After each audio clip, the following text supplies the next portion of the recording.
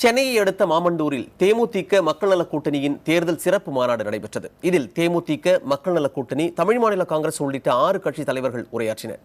வெள்ளத்தின் போது பாதிக்கப்பட்ட மக்களை முதலமைச்சர் சந்திக்கவில்லை என்றும், மக்கள் சந்திக்க முடியாத முதல்வராக ஜெயலலிதா விளங்குகிறார் என்றும் அவர்கள் குற்றம் சாட்டினர்.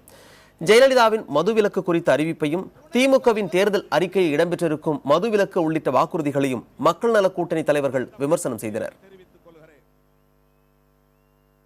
ஜெயலலிதா சொல்லுவோம், நான் டாஸ்மாக் கடை அடுத்த இடம் வந்தால் நான் மூடிடுறேன், இந்த இடம் கொடுங்களேன். எவ்வளோ கத்துனாங்களே அண்ணன் வைகோவர்களும் விடுதலை சிறுத்தைகள் தலைவர் இவரும் தொல் திருமணம் ஐயாவும் கத்துன, நானும் தான் கத்துனேன், எல்லோரும் தானே கத்துனோம். கத்தி கத்தி இறந்தாரே ஒருத்தர் சிசி பெருமாள், அவருக்காக கூட குரல் கொடுத்த என்னாச்சு? கலைஞர் அவர்களே, நீங்கள் மதுவிலக்கு என்று சொல்வது ஊரை ஏமாற்ற. சசிபெருமாளுடைய சம்பவம் நடக்கிற வரை மதுவிலக்கை சொன்னீர்களா? முழு மதுவிலக்கு என்றீர்களா? கிடையாது.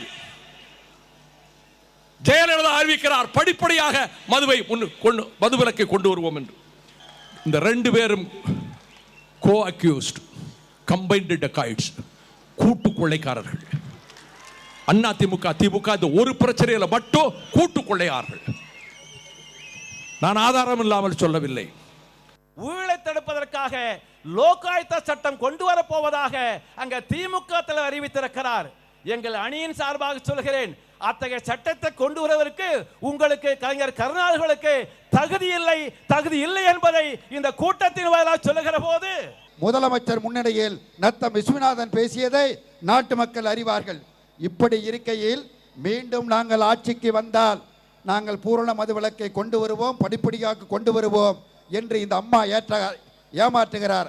5 ஆண்டு காலம் ஆட்சி செய்து அவருடைய மந்திரியை வச்சு சட்டசபையிலேயே டாஸ்மாகை அகற்றவே முடியாது என்று மிஸ்டர் நத்தம் விஸ்வநாதனை வைத்து பேச வைத்த ஜெயலலிதா இன்னைக்கு நிச்சயம் மக்கள் நம்மை புறக்கணிக்க போகிறார்கள் என்று பயம் வந்தவுடனே மீண்டும் ஆட்சியிலே வந்தவுடன் படிப்படியாக மதுவிலக்கை கொண்டு வருவேன் என்று முழு பூசணிக்காயை சோற்றில மறைப்பது போல ஒரு பொய்யான ஒரு வாக்குறுதியை மீண்டும் ஜெயலலிதா அவர்கள் சொல்லியிருக்காங்க.